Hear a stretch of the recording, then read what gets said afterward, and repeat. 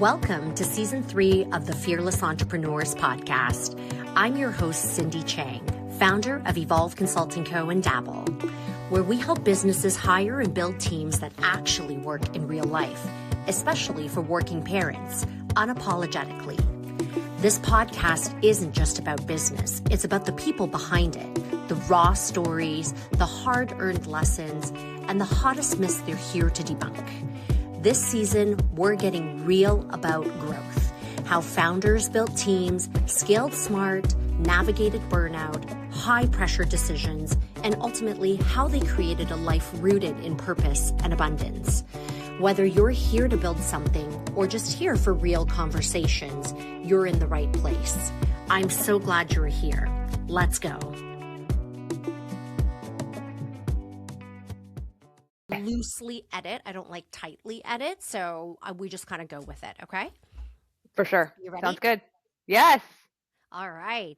So my guest today is Angela Yasseldyk, a second-generation co-owner of Dutchman's Gold, a mom of two, and a certified nutritional practitioner.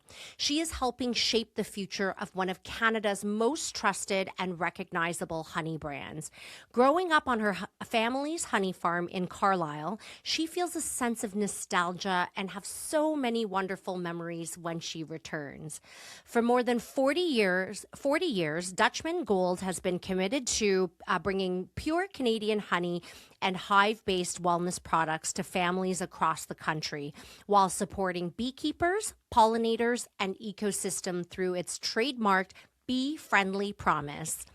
Angela is passionate about the growing tension between affordability and food integrity, helping consumers better understand where their food comes from, why transparency matters, and what is at the stake of when we lose sight of quality and sustainability. In a world where food fraud and sourcing concerns are becoming increasingly common, she is helping lead a brand built on trust, traceability, and doing things the right way, even when it's not the easiest path. Most importantly, she is championing something that impacts every one of us, the health of pollinators. Because when you realize that roughly 1 in every 3 bites of food we eat depend on pollination, protection of bees become much more about honey. It's about the future of our food system itself. This fascinating conversation about leadership, sustainability, entrepreneurship, food integrity, and what it takes to build a brand, based on trust in today's world. Please welcome Angela to the show. Thank you so much for having me, Cindy. That was an awesome introduction. Thank you for that. That's all you. And I usually love to put so much heart into it because it's really a celebration and a tiny, tiny capsule of your life's work, right? So, good for you. How do you feel when you're hearing it being read back to you? How do you feel? You know, I think there's a sense of pride along with a responsibility of purpose. Yeah. You know, those two come hand in hand. I mean, you can't help it but reflect back on how far we've been and how far we've grown and all of that kind of thing. But also centers me in just that sense of ownership and responsibility and that purpose to drive us forward to make it better for the next generation. Do you know what I mean? So yeah, it feels good. Feels good, girl. Yeah, girl. We love feeling good. And I love that we're just going to spend this time talking about bees because I have so much to learn from you. And I'm sure everyone is very curious about bees as well. But first, let's kind of take it back to the story. Like you're second generation. So how did the farm start? How did you guys get into honey? Like, tell me all of it. Well, you know what? I was very young when it all happened. So I don't have a full memory of exactly, but I hear the stories. Okay. So it was back in 1981. I mean, my parents, I was about 3 years old at the time. So giving away my age a little, but that's okay. I'm good with it. I'm young at heart, girl. Yeah, so they were traveling across North America in the late 70s and really trying to find their way in terms of what their passion was and their purpose. And I was in tow with them for a couple of those years. And they ended up landing in Carlisle, Ontario, in a red Volkswagen van, of course, right? All good stories start with a Volkswagen van. And they decided that they came into Carlisle and they stumbled upon the fact that the gentleman that was before in the house before was selling 300 of his hives, his beehives. And they had been, like I said, traveling around, like living the land, working the land, wanting to having this dream of living off the land and, making a go of it. And so they thought, this is a sign. And my dad had zero beekeeping skills and not even a high school education, by the way. And he decided, let's do it. Let's buy these hives. Let's learn as much as we can and see what we can do. And so those early Wow. years, yeah, were all about just trusting yourself, really humble beginnings, but leading with passion, leading with, just all of that. So that's really where things started. And we were selling honey off our front porch, not only honey, but we made bread and granola and tinctures and creams and all kinds of stuff. So we were selling things off our front porch, farmers markets, and then we ended up getting, even right in those early years, some early customers that are still our customers today, in the Wow. health food, and even in when some of the grocery business is starting to grow as well. So really cool to kind of be looking back and having some of those relationships still intact now. And so Yeah. yeah, things got started that way, and delivering honey. My dad did everything. He was the beekeeper. I mean, my mom did too. I should got to say that. It was both, but Let's give a little um shout out to mom too. yeah, for sure. She was the one, working the store and doing the creams and tinctures and, kind of being, back of house, making sure everything was operating. And my dad was out beekeeping, and he would do a lot of the delivering of the honey. My mom did too, and packing the honey. The whole family was involved. I can remember packing honey myself, all hand bottling. It was like one person would hold the honey under the thing, the next person would put the lid on, and then someone would put the jar, the Yeah. label on, and then put it in the box, right? And so we've come a long way that way. We used to make candles. We were involved in, taking like photos and things like that, because there's a lot of interest in bees and beekeeping and honey and all that. So I can remember getting homemade dresses and, dressing up with my sister and getting our hair curled and all that kind of stuff for Wow. For photos and all that. photos? So yeah, Yeah. so those early years were, again, all about learning about the bees, the importance of bees, living off the land, respecting the environment, and also hard work and grit. I mean, Yeah. if you can make a go of it, you learn a lot about that kind of entrepreneurship mindset. And Yeah. so those early years have still stayed with me, and probably things I can't even measure. So yeah, but It's here we kind are of today, 45 years later. It's like, that's woo, actually incredible. Like to just follow yeah, your heart and just like, yeah, have that core instinct of like, you know what, I want to do something where I can live off the land. And then like stumbling upon a beekeeper who was like selling his property. How old yeah. was your dad when he bought the Oh beekeeping? my goodness. Let me think now. I mean, he was in his early 20s, very early 20s. Wow. And Yeah, how yeah. many siblings do you guys have? I'm the oldest of 8, 5 blood What? siblings, and 3, yeah, so it's crazy. I know. And we were the only ones who put our hand up, by the way. Like, it wasn't like a fight of who was gonna do this or not, Yeah. but so, yeah, we decided, my husband and I mean, I knew when I went to school. I mean, I didn't stay in the family business, right? All the years in between. I kind of left the house at 18 and went and got my degree in nutrition and business, and worked for CPG companies across Canada, especially the smaller ones. And we ended up getting bought by a larger CPG kind of organization in the wellness space. So I learned a ton from Yes. entrepreneurship to larger corporations. And my husband was running some vitamin stores and things like that. So we ended up meeting through the industry.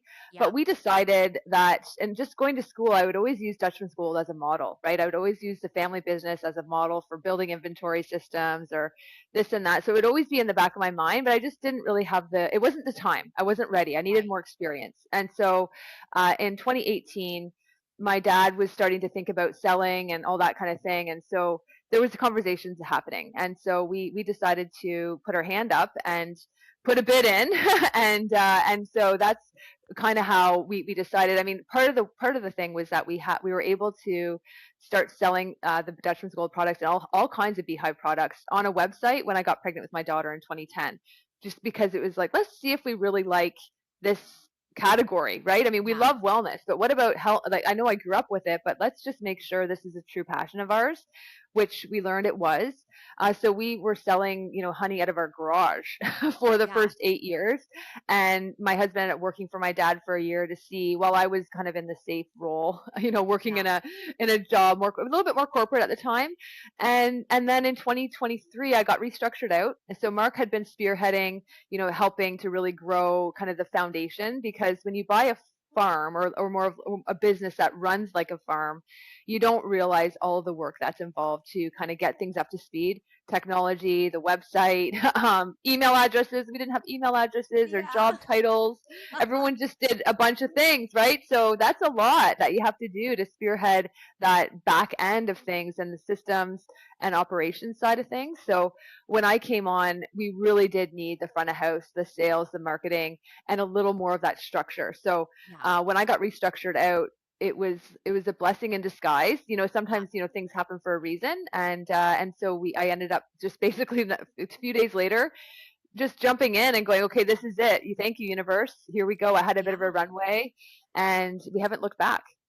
And you know what, Angela, that just almost gave me goosebumps when you said that, because I feel like all of your corporate experiences unintentionally was leading up to this moment Yeah, of owning and taking over your dad's company and your parents, the empire that your parents have built, just in the yeah, same way that he had just said, you know what, we want to live on sustainability. We want to, be able to, have a good ecosystem where we're self-producing, food. And yeah. it was almost like the universe just delivered the path that you have always been destined to do, and all the like chips fell into place where they should. So that gave me goosebumps. I just got goosebumps. You just saying that back to me. Right. It's just like it's like Crazy. two Yeah, generations of just yeah. you were meant to be in the right place at the right time, and you had gone out and done your thing, but it was really to build the skill set for this particular moment, which is so special, you know? It is. It really is. Oh, I love that. Yeah. And so you guys 2023, you guys Yes. 2028, you Well, guys put your hand yeah, up. 2018. Yeah, 2018, we put our hand up. So I was in the background working Yeah. my job, kind of helping Mark, but then I officially came on full time in 2023. So now are the rules the same as like when your parents set it up, where now is Mark the beekeeper? No, so the beekeeping side is something that we decided that wasn't going to work. I mean, it's not scalable to, and a shout out to all the farmers who are doing it all, It's a but it lot. is Yeah. really hard to do the farming and the beekeeping. I mean, beekeeping happens in the wee hours of the night, in the morning. Tell me Oftentimes, more.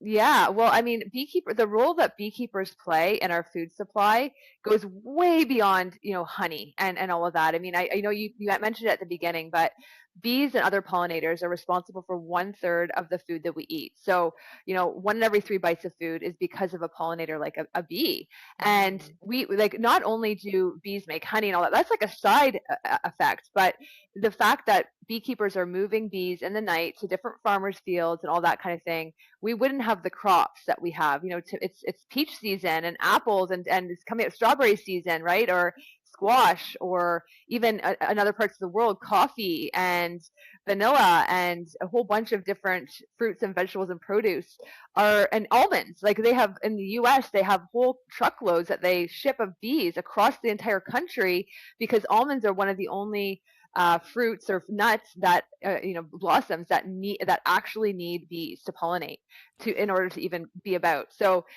that's part of, like, that's one side of beekeeping, is actually the pollination Wow. side of things. And so being able to support beekeepers, through farmers, through pollination and all that kind of thing, but also through buying Canadian honey or local honey or that kind of thing, it does support the entire food supply.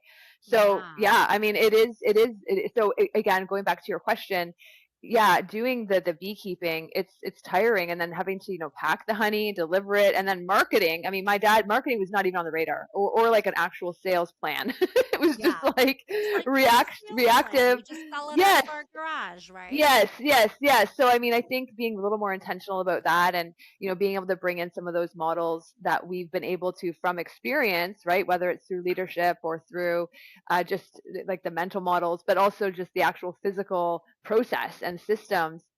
That's what the business so desperately needed, and especially with some of our goals that we have to scale across Canada and all that kind of thing. So Yeah. yeah, but I think I mean, I could talk all day about beekeepers and food supply and that whole link, and even just food adulteration and honey in particular. So that's a whole other Let's topic. touch a little bit on that because I know it's a Yeah, topic that you're really passionate about. I know that one third of our food really, is very intertwined with the pollination, process. And I yeah, didn't know that they transport, like that's what beekeepers do. They transport bees to different pollination sites so that we can have fruits, vegetables, yeah, all of the things, nuts that we eat. yeah, And yeah. so tell me about right now, that topic that you're really passionate about, which is like, food, what do you call it? Food Food alteration, adulteration, food adulteration. alteration. Yes, Yeah. yes. So tell me So about I mean, that.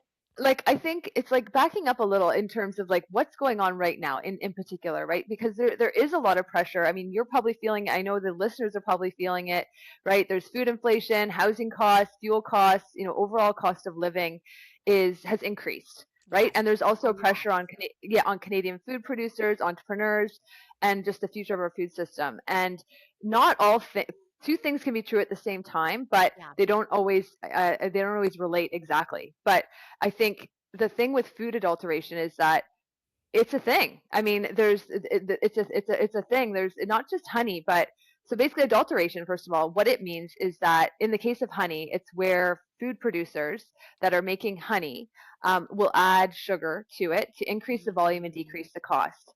Right. And so that there's a lot of pressure on food producers to decrease the cost because things are going up, right? Everything's increasing. And so it's happening. It happens with milk, it happens with olive oil, it happens with herbs and spices, it happens with supplements and even seafood, right? But the thing yeah. with it is that, the thing with it all is that there's not a lot of regulation around it because it's not always a food safety concern. It's Right. just an honesty piece.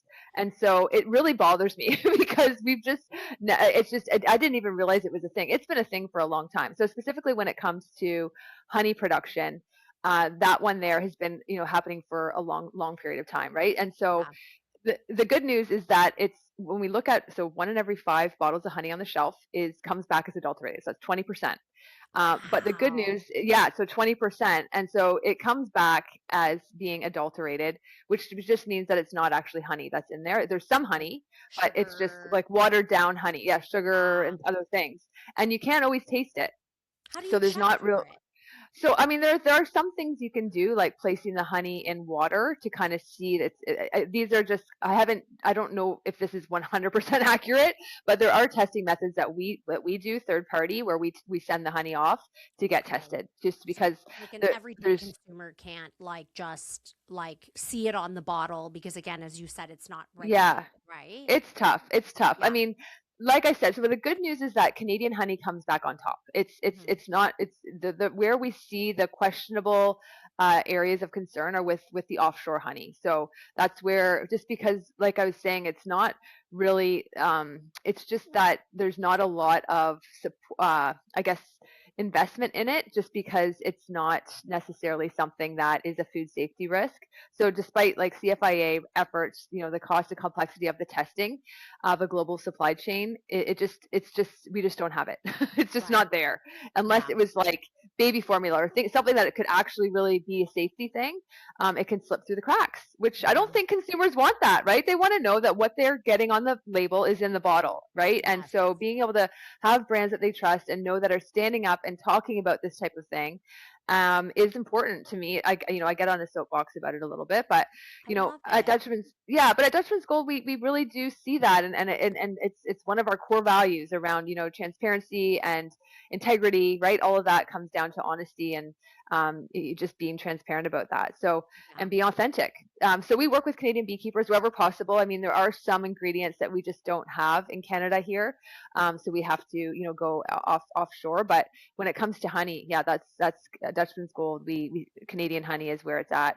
We have Yeah. had to, with like buckwheat, for the case of that, there just wasn't enough supply, so we had to go to Europe for that. But we work with we work with the beekeepers. We get it tested. We go above and beyond, and we do third party testing as well. So Yeah. because we just know the impact, how the effect on Canadian jobs, on Canada, on Yes. all of that, right? It all kind of comes into play. So Yeah. yeah, And so, how do you kind of go up against, like, right now, food is so expensive. As you It is. said, so is everything else, gas, Yeah. everything like that. And Yes. so, what is it that, like, what is it from your understanding that we can do as consumers to really help, like, buy local? People say that, but Yeah. like, what does that really mean? And what is it that Yeah. consumers can really do to help our Canadian ecosystem to, like, keep things local and keep things in perspective?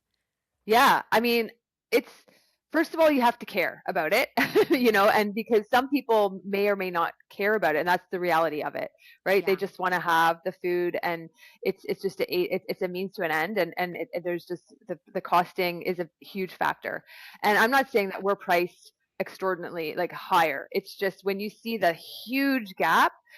It's where you go, huh? I wonder, right? Where you're seeing such a big gap between, say, 1 kilogram of honey versus a brand that has 100% Canadian honey and it's pure and all that kind of thing. Hmm. Just make yourself pause there. But yeah, choosing local is important and knowing the brand behind it. And just choosing, even when it comes to the health of bees and all that kind of thing, Hmm. if you can choose organic wherever possible or just avoid using pesticides, that kind of thing, you can plant for bees. There's all kinds of cheap and cheerful things that you can Hmm. do, and just but I just think being aware of it, and I think, and you can't force that, but just having that link from farm to finish, or understanding where your food comes from, and knowing that if we don't have bees, like if we don't look after the beekeepers and we don't look after the bees, we will Hmm. not have a future. Do you know what I mean? And so Yeah. it's just, I guess, just making those choices and those priorities when it comes to the grocery store, and just knowing what's knowing the people behind the products, is if you Yeah. can, and Yeah. and just being able to trust that. I think it's really important. The brand integrity behind things I find is really, Yes. really important. And I Yeah. used to live downtown Toronto, and then I moved to Oakville, and now I live right outside of Hamilton, between Hamilton and Niagara. And Yeah. I do see the difference in the food because I'm lucky I have access to a lot of farms around here where I can go and they grow it in their backyard. So I see where it's Yes. grown, it's picked and everything like that.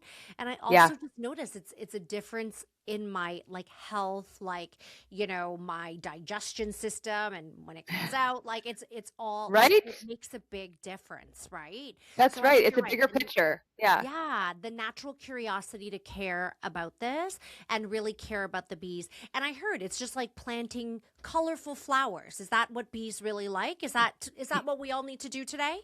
Colorful. I mean, yeah, there are more bee friendly, or pollinator friendly flowers than just being colorful. But colorful is a good place to start for sure. Okay. That bees like, and if you go to your garden center, I mean, there's lupin, and there's milkweed, and there's bee balm, and there's echinacea. Just think, if the nectar source, or like the part where they're pollinating, is like showing and it's very available, right? Those little, like the flower pollen, and you can Yeah. see it, that is pollinator friendly. Those are Okay. some good rule of thumb kind of thing. And we also have, right now, we're planting over 10 million wildflower pollinator friendly seeds across Canada, in partnership with Sierra Club Canada. So that's just something as well, that we are a brand that, if you can't do planting yourself, or you don't have a planter, or a balcony or anything, and you don't want to plant, that's fine too. We can do the planting for you, and so every Mhm. purchase goes towards that too. So that's just a little side note. I love that. I love that. We'll Yeah. definitely put that on our show notes to have people who want to support in planting and pollination. I know it was just pollination week, so that was Yeah. really exciting for you. Now, Yeah. let's talk about teams. So, Dutchman's Gold started off with your parents really wandering and following, their joy and buying a bee farm. Like, this is like, Yeah. honey, they're just going to purchase a bee farm. And then now Yeah. you're second generation. And Yeah. today you have approximately 34 people on staff, Yeah. 16 full time employees, 12 part time, three demo team. And your dad's still involved in this?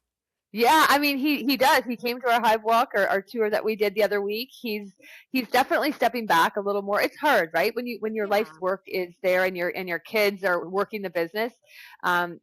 He still has his hand in, but he's not involved in the day to day. So Yes. he'll be there to guide us and to help and things like that. And, he's got a lot of relationships with the beekeepers that we work with too. So there's a support role that he plays. And I think Mhm. he really does love being out there with the bees. So he does like kind of showing off and talking about the queen bee and like the drones and the workers and all that kind of stuff. So Yeah. yeah.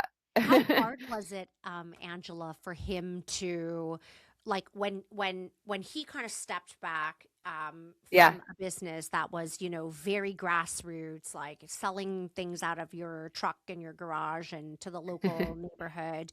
And then you took this corporate, like you're like, I'm gonna take over the business with my husband Yeah. and we're going to start building like corporate support. We're going to sell it into grocers. We're going to, demo it at farms and things like that. How was that for him? And the reason why I ask is because I come from a family of entrepreneurs too. I did not take over my family business, but my brothers did. And it is Yeah. so hard for my dad. My dad is like gripping at every corner, being like, that's not how we used to do it. I'm wondering how he feels Yeah. that. Yeah. Yeah, I mean, there's been a little bit of that at the beginning. I think he soon realized though that what was his ceiling is really our floor, and we wanted to like we were very clear about what we wanted to do. I mean, Mm. there's always a little bit of friction, and I think that's natural. I think there's a protectionary mechanism that comes into play, and I think a trust piece that he doesn't want us growing it at the sacrificing the values or growing it sacrificing the story or what we stand for. And so we've been very clear to really protect that, and I Yeah. think that's important because that's what the brand that's what that's respect, and that's Yeah. really what we're trying to grow the seeds that he planted into something a little more. And like I said, right, he just learned it along the way. We're kind of bringing some things to it. Now I've had to be humble too and go, "Oh, we're not ready for this." Like there's been a lot Mm. where I came in with all these ideas and plans, and you really it's also just recognizing where you are and knowing that it takes baby steps. So you got to, sometimes fix it while the plane is flying, and it can't be perfect, Yes. and you can't do more than 10 things. So you can't do more than one thing, Yeah. a big change at a time. And so it's just got to be prioritizing what kind of change you want to do and why, and bringing the people along the way. Yeah. I know, and there's sometimes too where I'm like, yeah, Dad, we have social media now, and there's a website, and and marketing. Like it was like, I don't. Why are you going out dressed like a bee? Like I did do that, but it was, I saw that. Oh, you yeah, were adorable. yeah. So or just certain things, right? Where it's just he grew up very humble and. I didn't, and so his view on marketing is that you're kind of bragging, and it's like, no, that's not what marketing is at Mm. all. It's Yeah. just telling people your It's story. I mean, even learning. Yeah. yeah, our bee friendly promise, that was something we coined when I came on, but it wasn't anything new. Yeah. It was just really like kind of packaging the Packaging things it. that we already stood for and telling people about it so that they know who you are and what you stand for, right? Yeah. And they can resonate and Absolutely. come along on the journey. So yeah, there's some natural friction there, but I think it's just the change piece. He wasn't, but I think I've heard him say he doesn't. Yeah, I've heard him say to other people and when he's been interviewed and stuff that he is proud, and it is really rewarding to be able to see the legacy and for to see it be passed on to family. I think it gives him a lot of joy. So Yeah, that's so heartwarming, and it does, yeah, like, Angela, I really do hope you feel that, like, I feel the sense of integrity when I watch your stories on social media, that you're truly coming from an educational standpoint and really yeah, wanting to keep like, it's important for you to keep the integrity of the brand and integrity of what, your brand represents and that trust that you give people. So I definitely yeah. felt that through social media. If your dad is listening, Angela is doing a good job. Give her a raise. Okay. And Oh yeah, so no, yeah.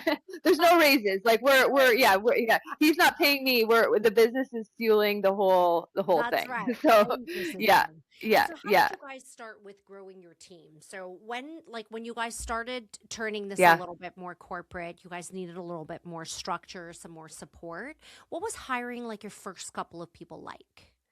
Yeah, I mean, I think first of all, recognizing the people that were already there, right? Some of the people have been with us for 30 years now, like, and have stayed with Wow. for first and second generation. So, we didn't do a lot of change. We wanted to keep the people that were there and take them along on the journey, right? Some people stayed, some people didn't, right? But Yep.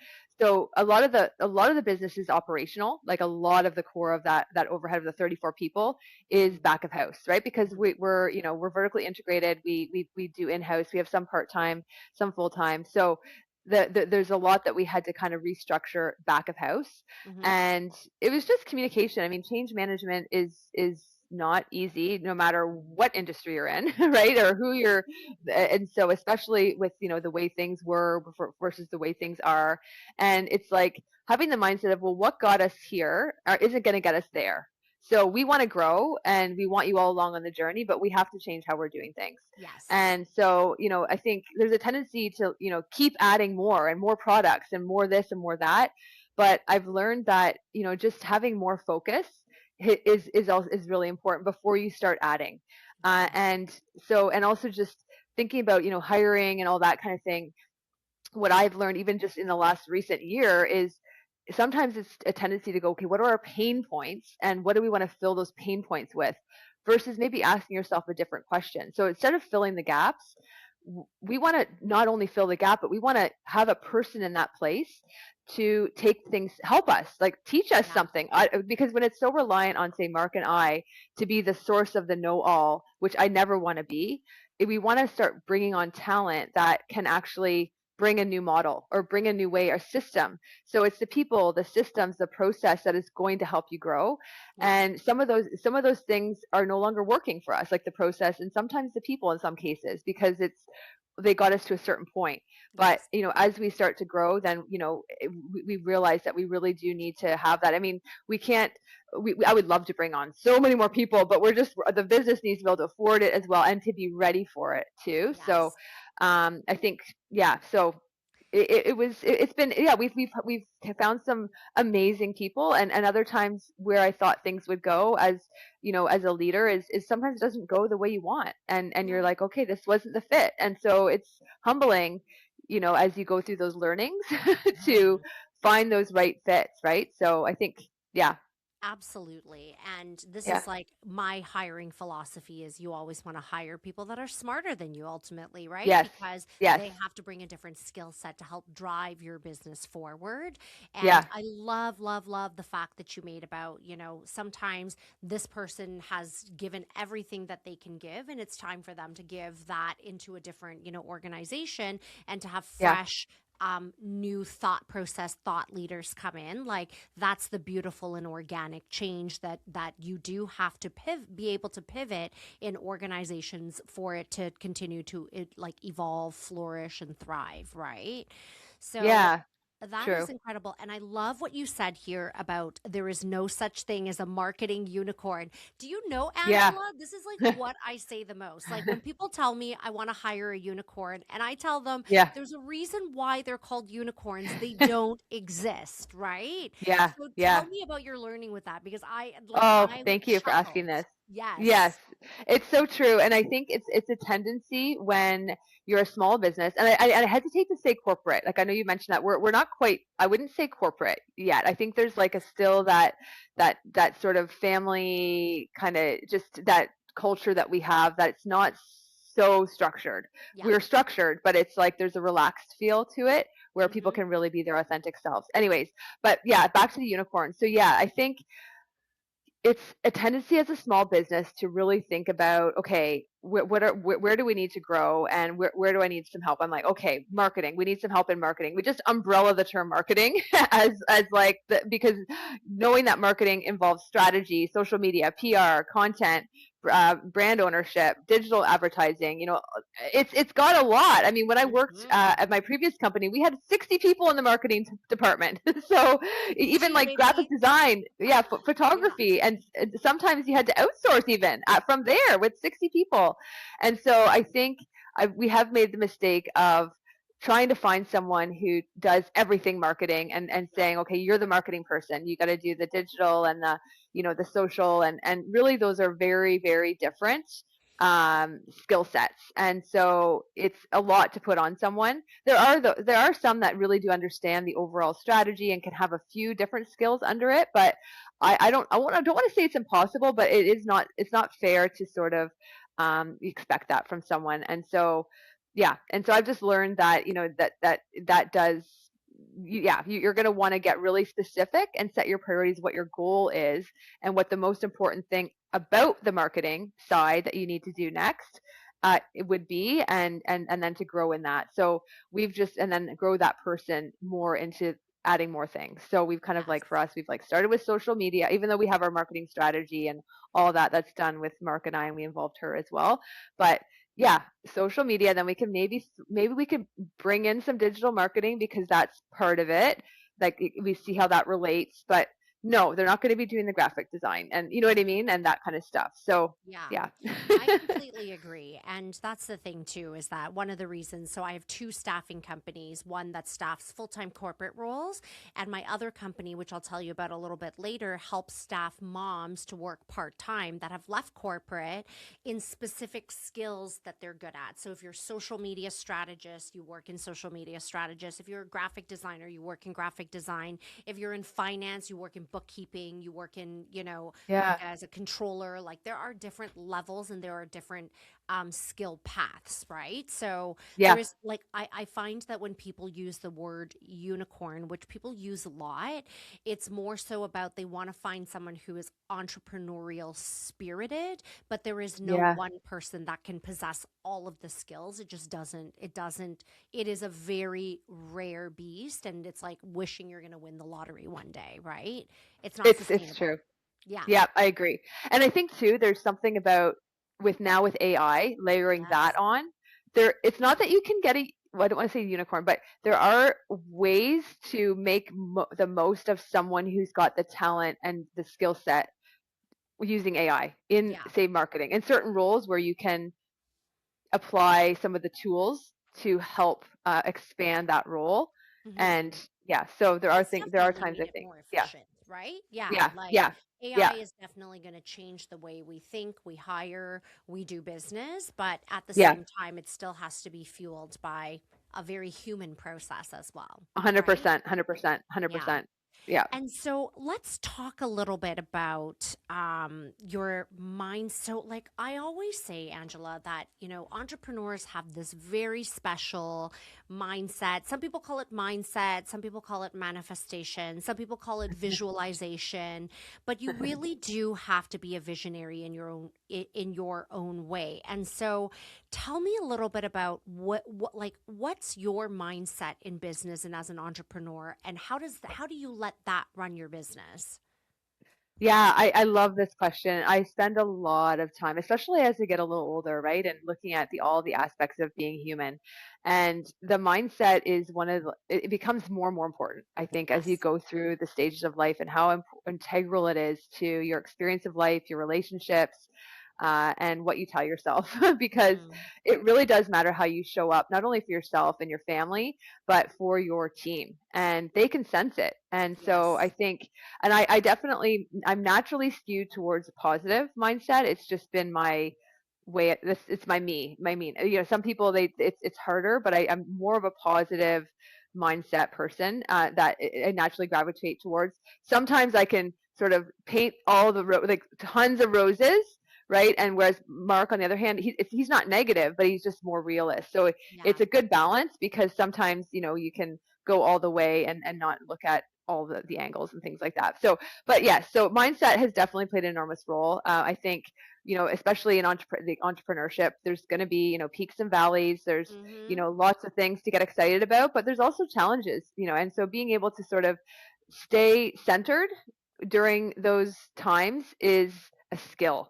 Yeah. It's something that, because there can be, 10 different problems happening in a day, but then you got to show up for a podcast or, an interview, or you're doing a big pitch with a buyer, or you're in a one-on-one with your team member. You really can't take that with you because momentum and all of that is built upon, where we're going and setting those goals and setting those visions and having that belief system that we are going somewhere, which we are, and we have Yeah. the systems and the process. So it's really, really important, I think. And for me, it's like I spend time on it, like Yeah. intentional time doing things, we got the vision board going, the goals and sort of the gratitude journal, and just, every morning really trying to make sure that I'm on the right side of the mindset piece, right? And catching that if I'm in a bit of a negative spiral, or getting into fear, or doubt and stuff like that, which, being human, hello, we're going to have For that, sure. right? And For so just sure. really checking yourself on the facts, and the feelings, and just making Mhm. sure that you've got some tools to bring you back to where you need to be, and really recognizing that, but also giving yourself a chance to be human and say, yeah, Yeah. of course I feel a little bit overwhelmed right now, or of course anyone would feel that way, right? And Yeah. just being able to manage through is And is key. And so, how do you fight the bad days? Because as an entrepreneur, sometimes it is a hard gig. I Yeah. never try to glamorize entrepreneurship because it is No, not for everyone and it is not for the faint of heart, right? it's And true. so I spend a lot of time thinking about this too, where, most of the Yeah. 95% of the time I'm upbeat, I'm ready to go, I'm ready to hustle for my business, I'm ready to, hit the ground running, I'm doing all of that. But then there's like 5% you wake up and you're just like, oh, today just sucks. I just want it to suck, Yeah. right? What do you Yeah. do in those days? Like what I do you do know. as a person? How do you work through those days? Yeah. Well, I mean, I think first of all, recognize that that's okay. It is Yeah. actually so okay to have an off day, or a day that you're just not yourself, because you've got so much proof that you can make a good day happen, and you've had so many other good days.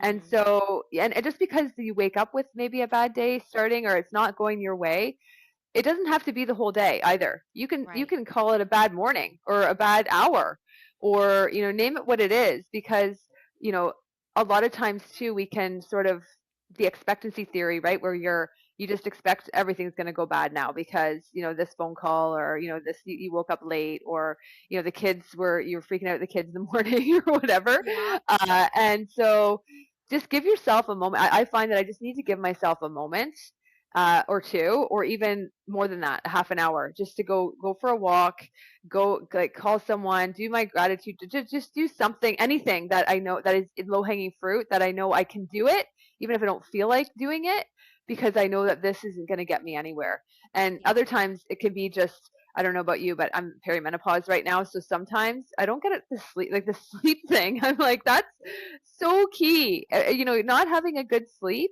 is just, I never take myself seriously the next as much. I'm like, remember, you didn't sleep last night. This is gonna feel really real and really hard. Even though probably if you have a good sleep, you wake up tomorrow, it's probably not gonna be a big deal Yeah. either. Do you know what I mean? I I will get do. through this. Yeah, like just telling yourself, like, I can manage this, and I got this. I don't need to solve this right now.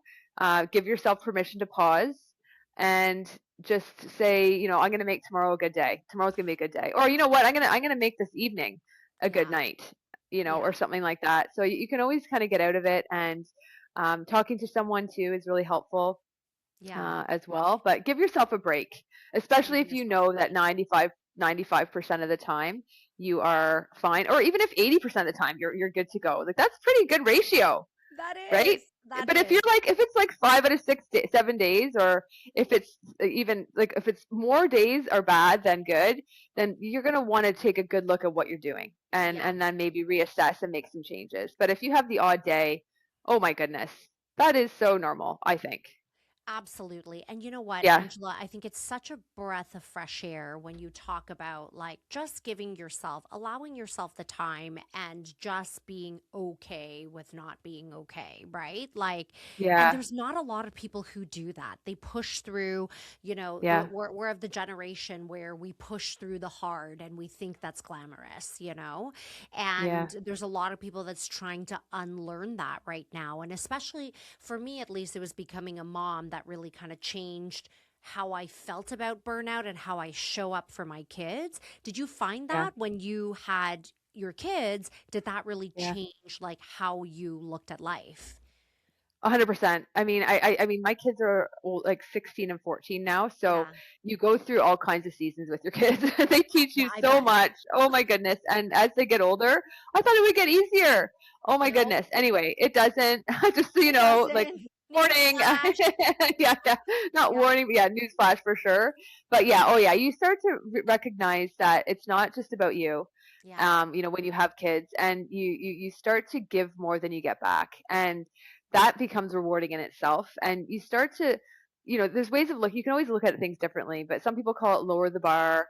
But it's like Mm. you're able to have more meaning in your life. You're able to fit more in, and you don't need as much.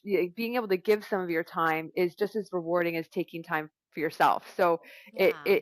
maybe that shifts a little bit. So it's just you start shifting, and your inner world becomes a whole other place that that you get to work in, right? Because Yeah. that's a whole area of growth, that you're like, what kind of human do I want to be, and what kind of mom and leader do I want to be, and is this challenge or whatever, is this, am I showing up the way I want to? And Yeah. sometimes you are and sometimes you're not, and that's truth right there, in your body if you are. And so it's just being about reflecting and being aware, and then striving towards being, a better version of yourself. And I think kids are an awesome catalyst for that.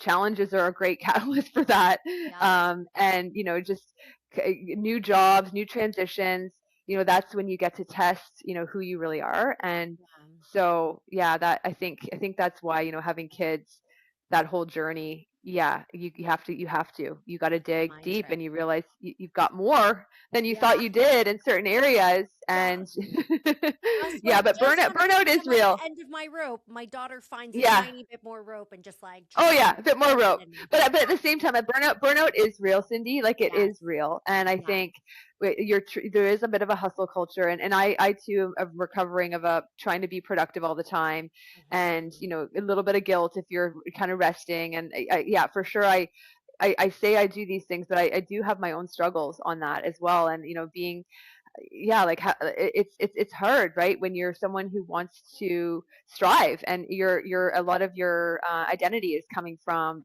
being an entrepreneur, and working to, like, just being this successful version of yourself.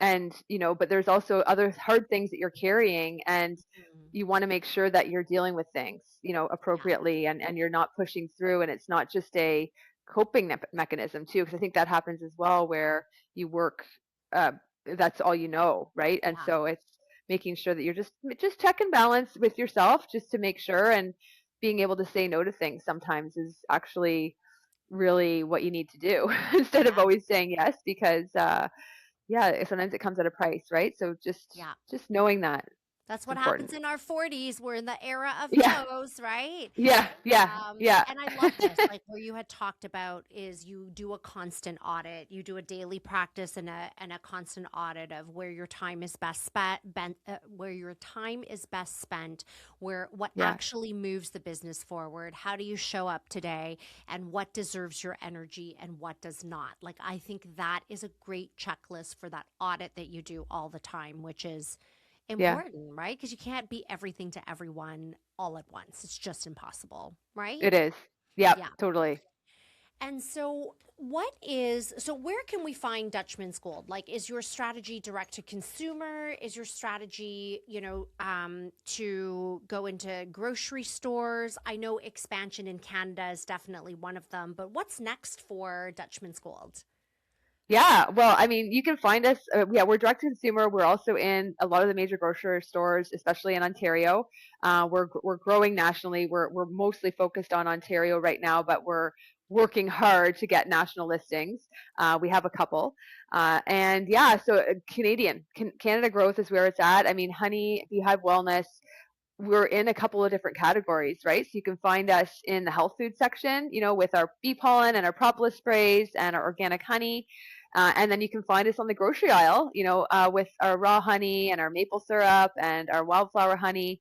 So we didn't mention it. I just threw in maple syrup there because we do that too. But anyway, Amazing. Yeah. that's another conversation. But yeah, Yeah. so yeah, and we're continuing to educate Canadians about choosing better for their wellness.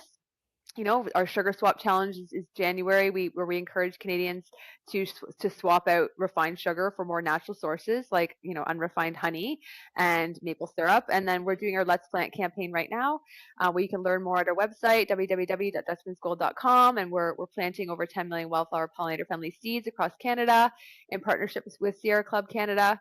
We're on Instagram, Facebook. We're entering TikTok now. We're figuring out our strategy for that. So we're on Your LinkedIn. bee costume would do well on there. I'm going to tell you that Yes. now. Oh yeah, yeah. Oh yeah. Yeah, you're right. You are not You're wrong. right. I'm in the same generation as you, and I have a much younger Yeah. generation managing my TikTok. And she's like, Yes. "Oh my God, your reel is blowing up." And I'm like, "What Yeah. is happening in the world right Yeah. now? I don't even know." Yeah. Right? I love it. I I love love it. it. So Let's Plant campaign. We'll put everything in the show notes, Okay. Instagram, Facebook, your website. And Angela, thank you so much for your energy, the education that you're bringing, amongst hundreds, if not thousands of Canadians that really should care about the bees and our ecosystem and pollination. And it's not just about honey, it's about the bees, right?